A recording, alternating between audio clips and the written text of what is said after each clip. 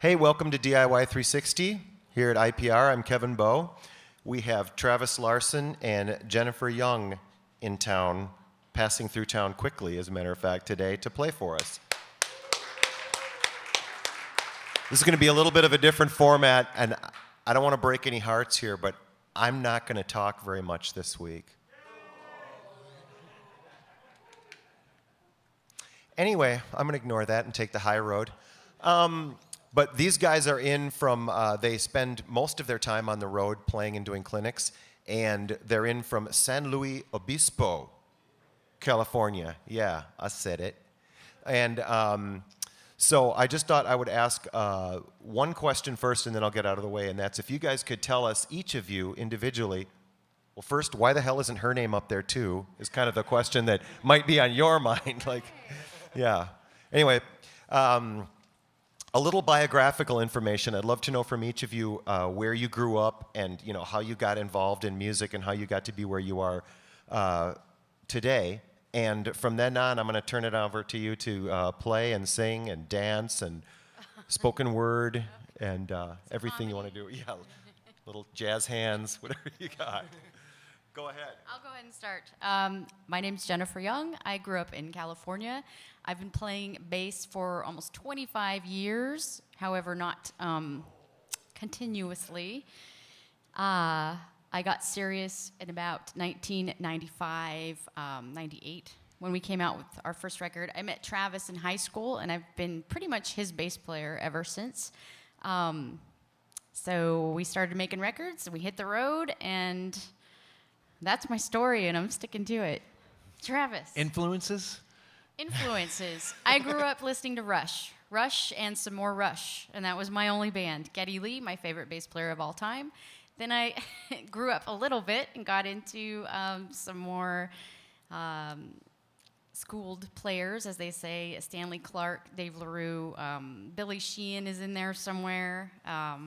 Rock was my thing. John Paul Jones, Led Zeppelin, anything with rock. And then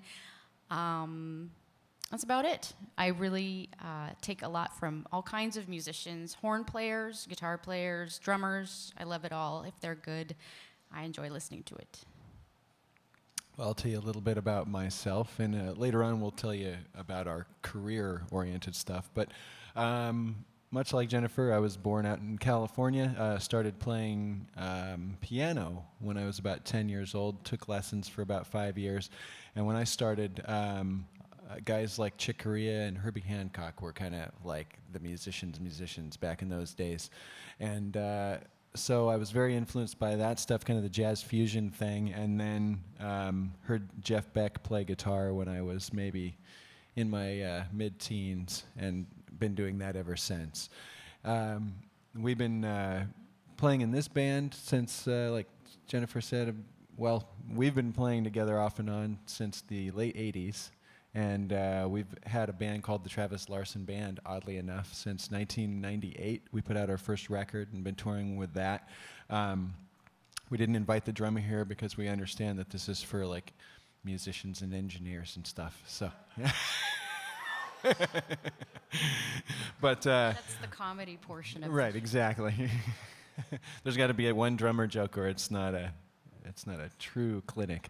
And we've put out 6 records, 2 DVDs, a live album. Jennifer was on the February issue of Bass Musician magazine. I've been, kind of in those circles for years.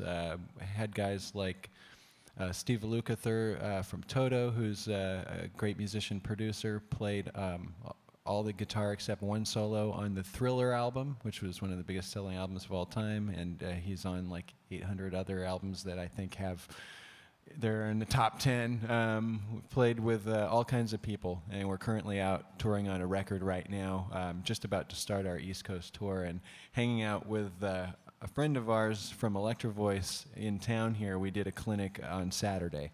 And so that's what brings us to you guys. And we fly out an hour after we leave here and go to Indianapolis, Indiana, and start some of our madness there. So we'll play a couple of songs and then talk a little bit about our careers. And as far as I understand, people here are probably very interested in recording and that sort of thing, and we've been self-producing our records successfully. I haven't had a day job since 2001, and we are putting out albums that have been, our last record, Soundmind, was a top 3 editor's pick in Guitar Player magazine 2 years ago. So we've been doing this all on our own since day one, and hopefully we know a little bit about it, and with the good things and the bad, and hopefully we can maybe answer some questions about that stuff. But let's rock first, so you guys know what we're talking about when we talk a little bit later. Let's see here. So shift again. It's important. Number one, you need baby powder if you're going to play guitar, because your hands get sticky and sweaty. All right, this is the title track off our new record. It's called Shift.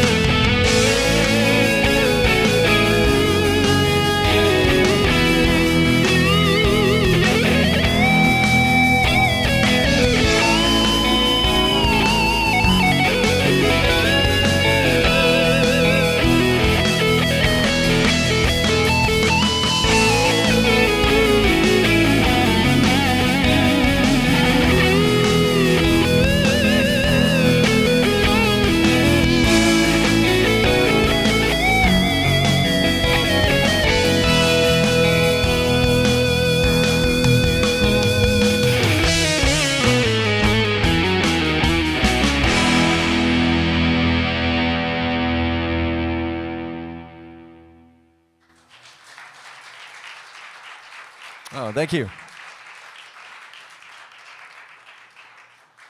So, just kind of so I know who I'm talking to here, how many people here are kind of aspiring engineers?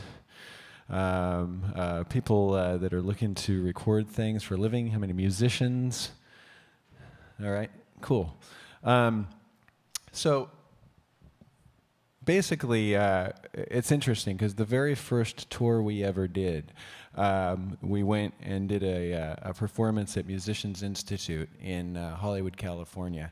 And we started playing with this band in a small town out in the middle of nowhere, and basically forced the issue until we started being able to do it for real. And so going to a recording school, or in that case, a music instruction school, and talking to people about how to do this that were going to school, how to do it, you know, it felt a little strange because we were thinking, you guys are going to this school to learn how to do something that we were doing and didn't go to school. But the value of that was that you guys don't have to make all the mistakes that we make. And we made a lot of mistakes, and it was very slow going because there was nobody kind of helping us figure out what we were doing and figure out the shortcuts. So it's a great thing, and it's also a great community to be able to network and help each other out. And that's the greatest thing about out in California with the MI too, is it's such a concentrated network of musicians and people that want to do this that you know, it turned into the people that went off to kind of be really, at least visibly successful. There's lots of successful people that aren't necessarily as visible, are still kind of connected with that school. Guys like Paul Gilbert and Steve Vai and all those things. So you guys have, it seems like you have a similar thing here where there's a huge value to a resource like this, being able to get all this kind of exposure in one place and being able to network with people. But just to give you kind of an overview of our careers, we came up and we, just to get gigs when we started out, we were playing you know, some bad cover songs back, you know, right out of high school in the early 90s, and also trying to integrate some of our own weird instrumental material in there and get away with a song or two a set. And slowly but surely, we got better at doing that, and we got better at playing the music that we were trying to get out there. And we've kind of built this thing over time, and then learning how to make records from the ground up. Our first album, and I say records because that's how long we've been doing it, but our first album we made with tape, and now the technology has come so far forward, we've literally gone from tape to being able to record digitally and edit things, and then go from, we built a 3,000 square foot studio that we could use in the town that we live in, San Luis Obispo, in 1996. It actually took us a year and a half, 2 years to build, and that goes back to the doing it yourself thing of we needed a resource. We needed a studio if we were going to do this for the rest of our lives and not want to pay thousands of dollars in studio time every time we made a record. So we built this studio with our engineer, and when we're not using it, we rent it out to guys like John Anderson from Yes, the Flecktones have done some stuff there, and a lot of local college bands. It's a college town, and so that's how our engineer makes his living. And then we have a free space that we can play and rehearse in because we built it. But it was a 2-year investment of hanging literally 20 tons of drywall and wiring this place ourselves and completely building it from the ground up.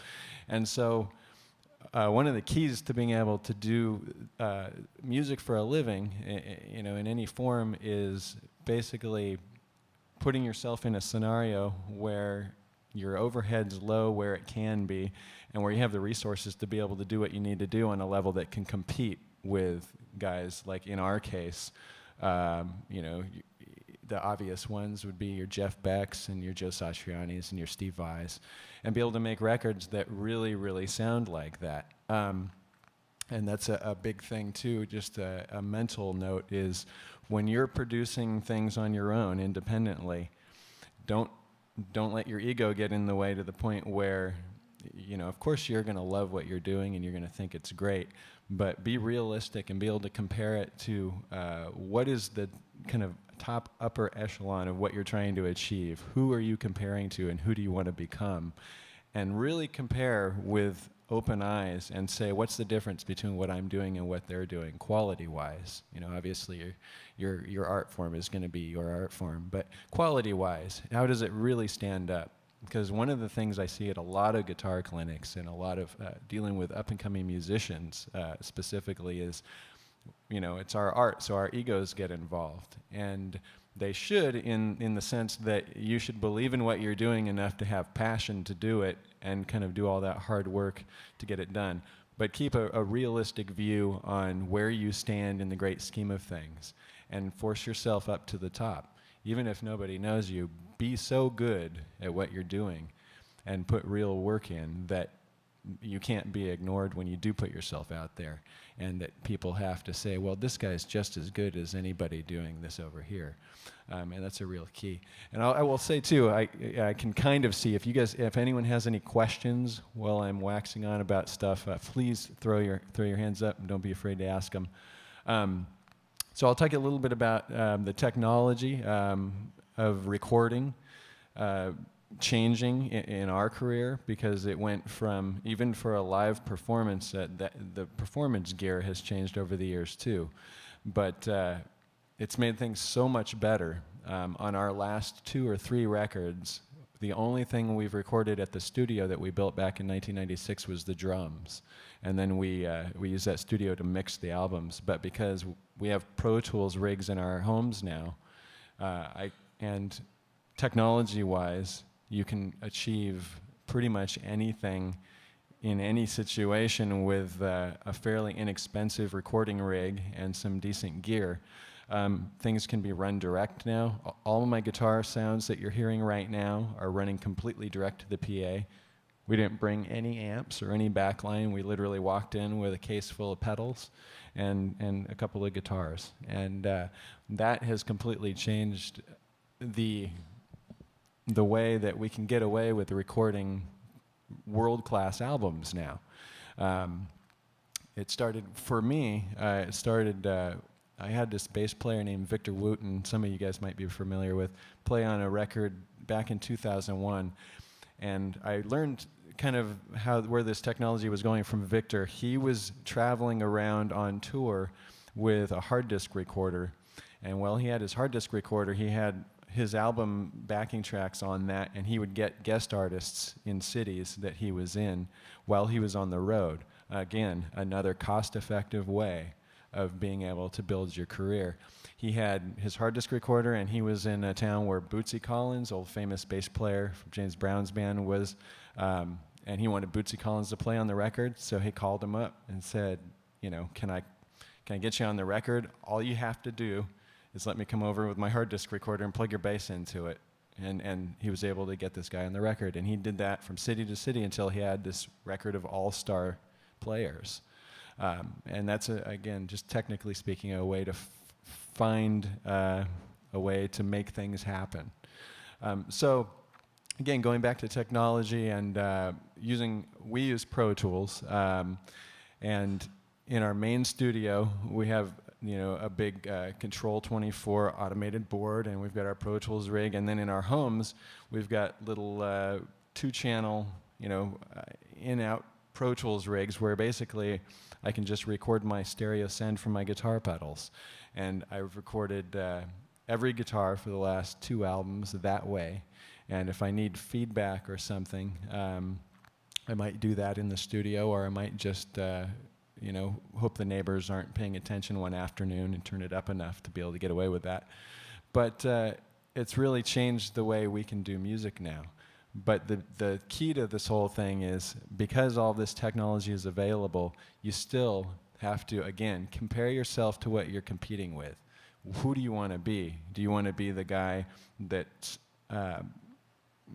another guy in kind of the mess of tons and tons of music on the internet that, you have to weed through, and that it's hard to get people to listen to because there's just a sea of it, and most of it's very mediocre? or do you want to be on the cover of magazines and making a living at this?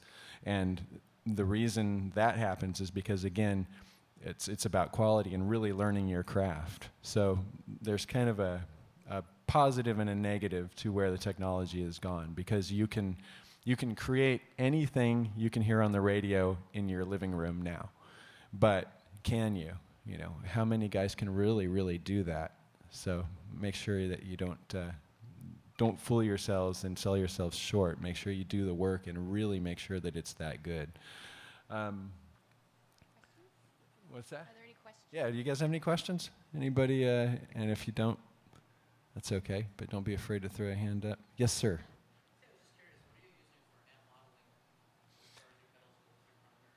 Yeah, the question is, what am I using for amp modeling? Meaning the guitar sounds that I'm using. This particular board is a Digitech IPB10, which is the same brain as all the good Digitechs. They have a GSP 1101, which is kind of their flagship rack mount, and all their RP units, which have different levels of functions, how many pedals you can switch simultaneously, that sort of thing, but the brains are all the same, so the tones are the same. This is the one with the iPad in it, which I'm looking at my set list right now. If we had a mirror or a camera, that's really cool because I can, it lights up in the dark, and I can also run backing tracks off of it, for situations like this, and you can actually, going back to being able to achieve world-class albums in a box, I can use the apps on my iPad, and I can get GarageBand or something like that and record all within the box and create, if not album tracks, some really good demo tracks to give to a real band. And I'm using, I think, just if you're a geeky guitar guy like me, I'm using the Marshall JCM 800 head, I think, and like some boutique 412 cab. But that's what's great about this stuff. When I made our record, I actually used that pedal right there, our current record, which I finished about 6 months ago. And for almost the whole thing, I could stand in my little home studio. I had my iPad, and this, I'm a kind of old school guy, so it feels a little like cheating. But I would have my iPad on a desk with an extender cable. I had my pedals running straight into Pro Tools, and I would layer tracks. So, we would have the bed track to the song, where we'd have drums to play to, and a bass line, and then I could go through and I could layer, walls of rhythm guitars without having to drag around cabinets and mic stuff up, and deal with all that. I could literally swipe through, pick a new cabinet, and record a track, decide, I wanted to double it with something else, pan that to one side, get an empty track, pan to the other side, record it again with a different amp and a different sound, and move that quickly, and you could knock out, a 25, 30 track song in a day, whereas back in the day, logistically even, that would be hard to do just because you'd physically be dragging around cabinets and all that kind of stuff. So, and then from a business perspective, again, we talk about trying to put out really good quality stuff and keeping a realistic view of what that means, and what you're comparing whatever you want to do to. Find the guy that inspired you, that's the best at what he does, and compare yourself truly to him as opposed to the guys around you, because that's what you're trying to achieve. But where was I going with that? I lost my train of thought. No idea.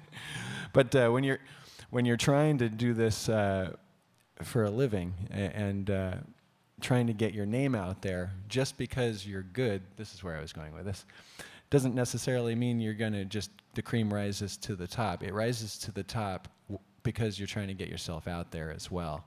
And so, if you're trying to be an engineer, find out, where to start. What's the best best place to start? Are you going to start, if you want to be making, $1 million records and be a studio engineer, are you going to be mixing live sound in your local pub and try and gain all your skills that way? Or are you going to try and find out, is there a good local studio around here? And if there is a good local studio that has a good engineer that makes some decent records, will that guy let you come in and intern for him or hang out, do whatever? I mean, there's some crazy stories. This is a little bit of a weird story for me to be telling being a musician, but we're all familiar with Puff Daddy or P. Diddy or whatever he wants to be called this week, right? You know, this guy learned how to basically make it in the business by kind of, you know, in a pure way, as much as I don't really necessarily think his art form is all that pure, being a musician that actually plays music. But he went and started willing to do whatever he could do at the best studios in town to learn everything he could about how to put sound together and how to make records. I mean, he was getting coffee for the guys in the lobby, and then he worked up to where they were starting to help him, or he was starting to help them run wires and things like that. And, you know, eventually he's this mogul. So it's important to kind of concentrate on the niche that you're going for if you want to make a living at something that doesn't necessarily have a niche. You know, we're playing instrumental music in America, which there's no industry support for anymore. Sure, Joe Satriani and Steve Vai still tour. And, you know, there's a band that we tour with a lot, friends of ours called the Aristocrats, that are starting to do fairly well because some people are starting to get tired of the kind of one-dimensional music that's on some of the radio out there. But for the most part, you have to find where you can make a living. If you're a musician and you're playing a weird kind of music, find out who listens to that music. Find out what people dig what you're doing and concentrate on those people. And if you're truly passionate about doing it, never, ever, ever worry about the people that don't like it. They shouldn't even bother you. You might get some constructive criticism from somebody sometime, but don't ever listen to the people that just think what you're doing is junk, because somebody out there likes it because you like it. And just by percentages, there's a lot of people in the world, right? If you dig it, somebody else digs it. And so those are the only people you need to worry about, are the people that like what you're doing. And so with us, we've kind of carved this niche by touring independently since 1998 and going out there and basically playing, you know, even still, if we go to a place that doesn't know us, we'll go to any place that will have us and play for people that don't know us. Many of you guys probably don't know us, and we haven't played a band gig in Minneapolis yet, although I spend time here because I'm an Electro Voice endorser, and Electro Voice is here. So, but we haven't done a show here. So this is right here. This is an opportunity for me to not only, you know, maybe share a little bit of stuff that I hopefully know with you guys, but get in front of some fresh ears that might dig what I'm doing. And it's all about that, you know. It's all about trying to network and get in front of the people that can help you build what you're trying to build. So let's do a tune. We'll do like one more tune and then talk a little more. I've got this tune. Are there any guitar players out there? A couple of you guys? Cool. Oh, wow, quite a few. This one little bit of technology here, which I'd never used until the last record, because a friend of mine told me don't ever use a whammy pedal, because Joe Satriani uses a whammy pedal, Tom Morello uses one. It's such an identifiable sound that if you use it, you know, you kind of get related to other people that use it. It immediately stamps itself on a song. But I grew up playing music. You know, I started again as a keyboard player, listened to guys that were like Chick Corea and Herbie Hancock that were playing these synthesizers that, like a Moog, where they could hit a note and then hold it into the next note and bend these crazy note combinations. So I wanted to do kind of a Moog chorus in this song, and this was the only way I knew how to do it without actually playing a Moog and do it from guitar. So I've got this combination of note sliding and kind of syncopated with my foot doing this whammy stuff in and out of the note sliding. So it doesn't just create maybe like a standard octave like a whammy pedal would. And then I have a second whammy pedal, because when you say don't use a whammy pedal to me, I'm going to say, how about I use two in the same song? Because that's just the kind of guy I am. So I'm using two whammy pedals on this song. One whammy pedal I'm using to play drop D, the intro to this song, is a drop D acoustic intro, and then that's also the bridge. And the rest of the song is standard tuning electric with a crazy whammy chorus, and it's way harder than it looks. So if I'm staring at my feet, that is why.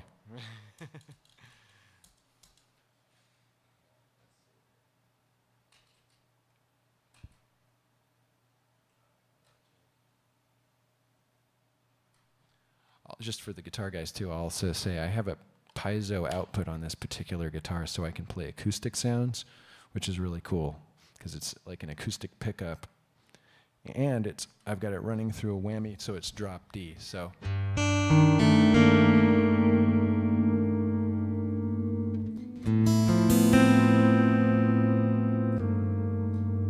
I can change keys without having a second guitar and a second. Alex Lifeson was awesome, but I don't have a roadie. So, spooky chord.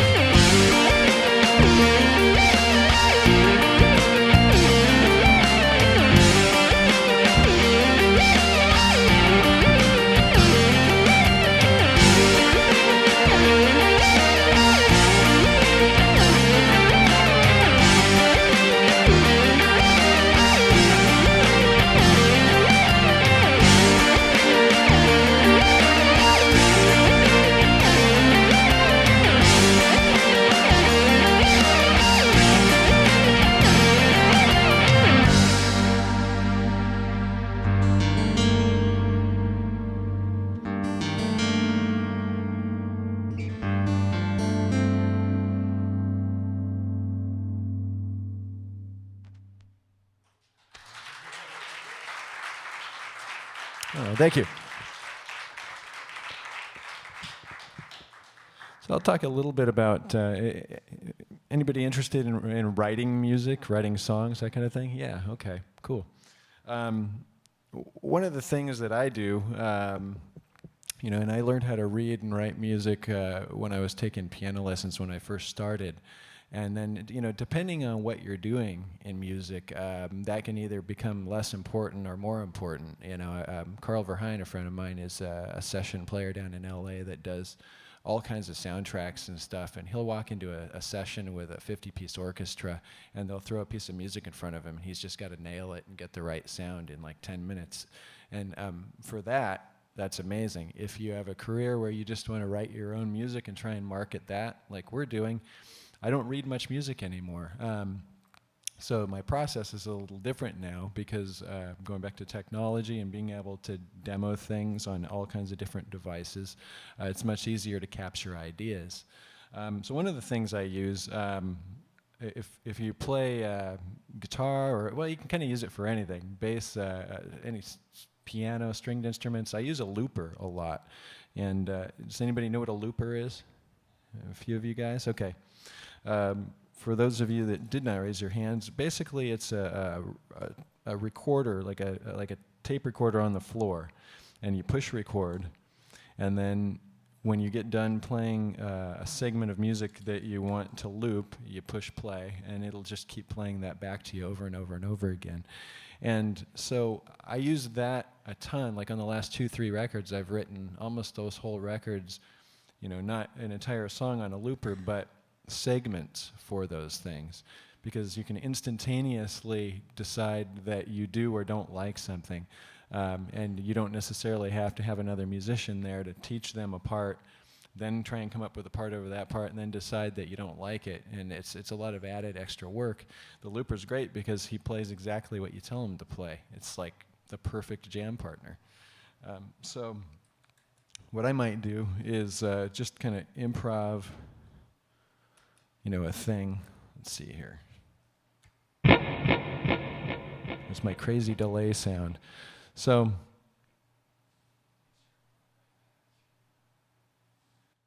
if I was just messing around one day and trying to come up with a part to a song, and back when we had tape recorders, some of you are probably too young to remember tape recorders, but you would put a cassette into this box thing, and you would push record, and you'd have to play a part, and it would only record as much as you played it. Then you'd rewind it, and you'd play it, and you'd try and come up with a part over the top of it, and then you'd have to rewind it again and do that like 30, 40 times, decide the whole thing sucked, scrap it, start over. And with a looper, you can just make that an immediate process where you can play something, it throws it back at you, you can click to the next loop if you don't like it, and if you hear something you like, then you can kind of keep it and save it. So just to show you kind of how that would work if I was doing a little bit of a writing session.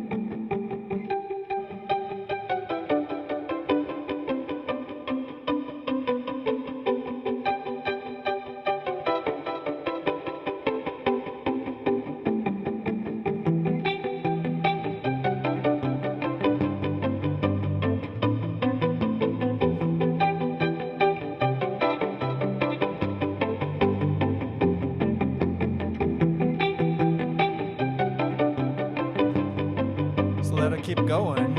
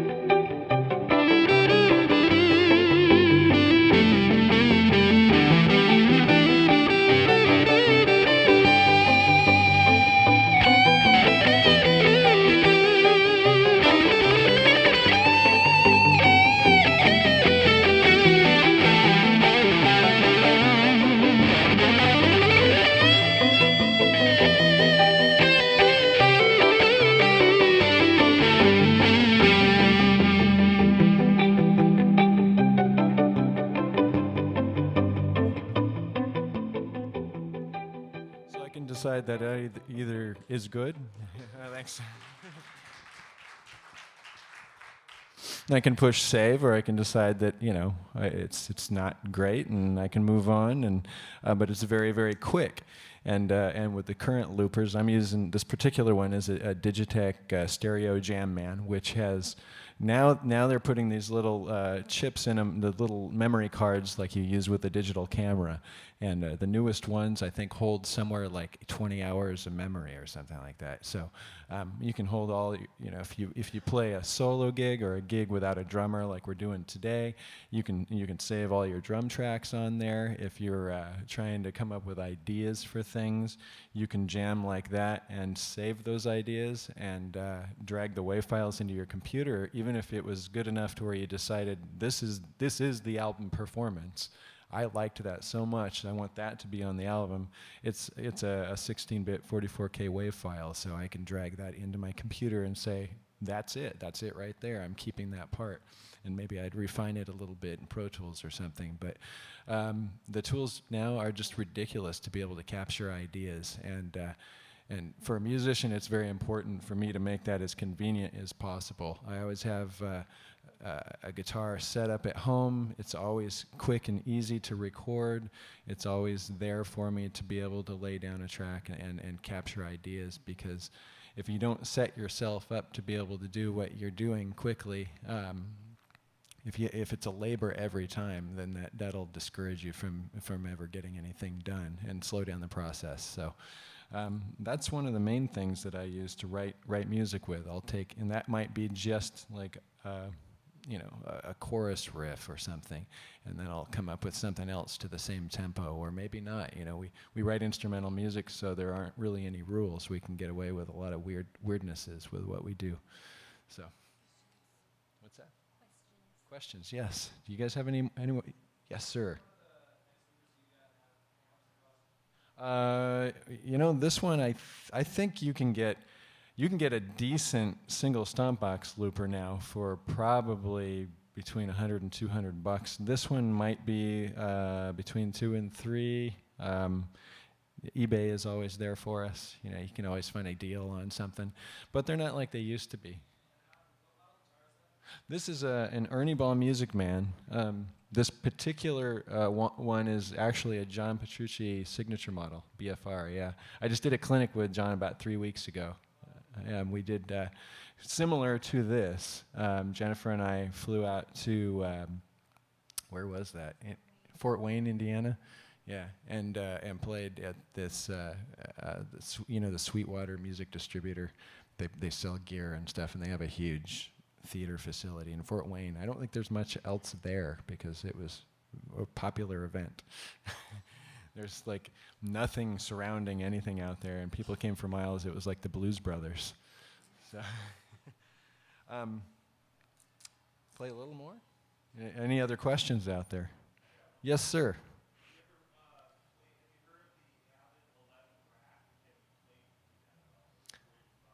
I have heard of it. I have not played through it. There's a guy we're doing a couple of gigs with in a few weeks named Neil Zaza from Cleveland. And Neil, I think, has been messing around with those, which means they're probably pretty good.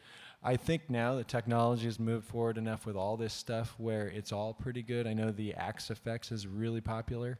In fact, going back to the convenience of equipment now, there's so many guys, big, high-level guys that are not running amp rigs anymore. Alex Lifeson is not running amp rigs anymore. He's running Axe Effects straight into the board. He's got all these crazy concoctions behind him to fill up the stage, but there's no real amps on stage anymore. John Petrucci is doing a lot with the Axe Effects. It's unclear exactly how much, because I know he has that Mesa Boogie deal. But I know he's using it a lot. And, friends of mine, Grammy Award-winning guitar player, producer Larry Mitchell has been touring with an Axe Effects for years and going straight in. And I've been using, the Digitech 1101 for years. So, but yeah, to answer your question about the Avid, I'm not as familiar with that, but it's all good stuff now. I took out They told me when I came in here I could be completely honest about anything. You guys wouldn't tell anybody. So I took out the Line 6 Pro, their big rack mount system a few years ago, and toured with that for 3 months. And it wasn't a bad unit. There was just a few things about it that I didn't like because I was used to what I was using. And so I've been going with the Digitech 1101 ever since. And this is basically a floor version of that. And the iPad thing is pretty cool.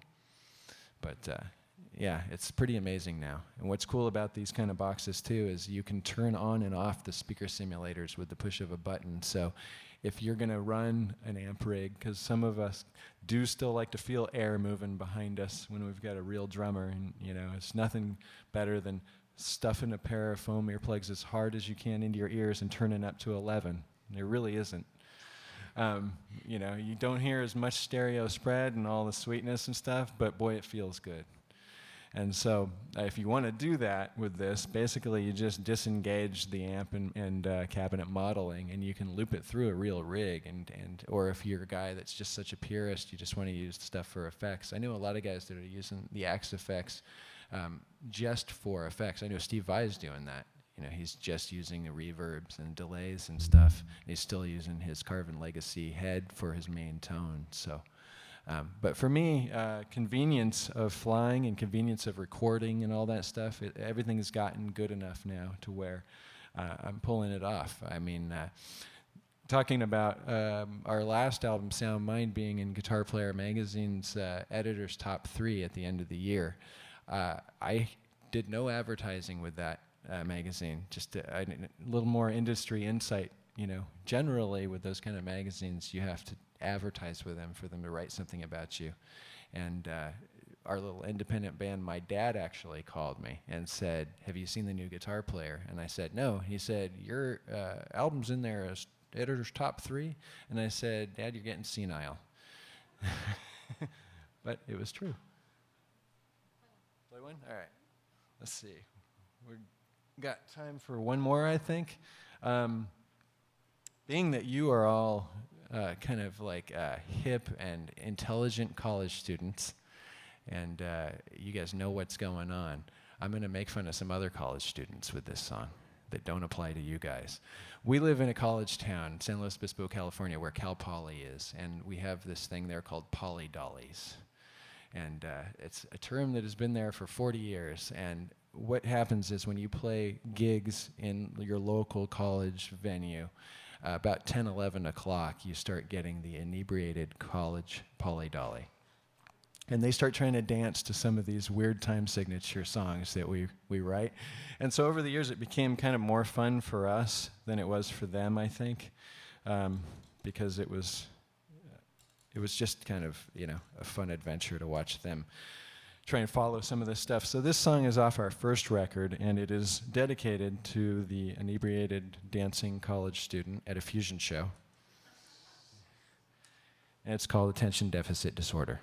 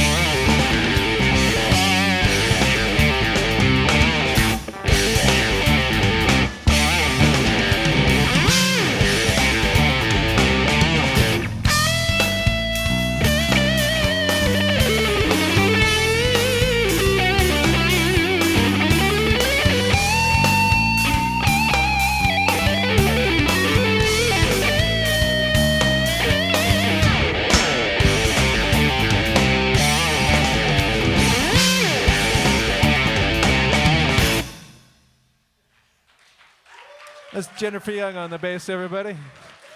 My name is Travis Larson. I appreciate you having us here today.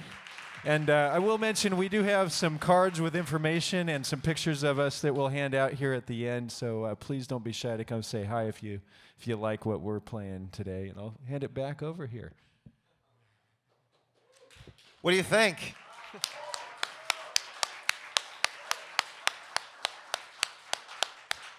We want to thank these guys for coming. Obviously, I just quit playing the guitar 5 minutes ago. So if you want to buy any of my old guitars, come see me. If you want to buy some of their CDs or check out their merch, come see them. And if you have any questions, come talk to them. Thanks again for coming, you guys.